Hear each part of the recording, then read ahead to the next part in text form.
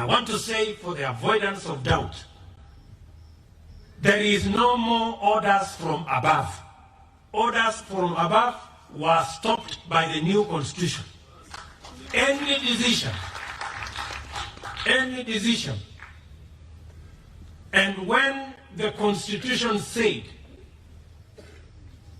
any decision of the president must be in writing, no public official will say they got orders from above unless it is in writing. So watu wasijidanganye, kwa sababu nasikia kuna watu wengine huko katikati wanajifanya ya kwamba bado ile kasumba ya zamani na ujinga ya kusema orders from above hadi bado iko katika Kenya hii.